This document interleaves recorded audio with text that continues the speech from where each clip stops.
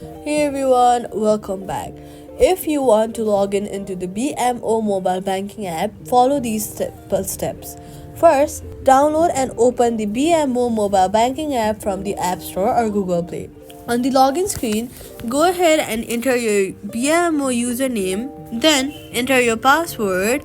Once you're done doing that, if Face ID or Fingerprint is available, you can use it instead of typing your password. Right over here, click on it and then tap sign in and wait for a few seconds while the app securely connects you with your account.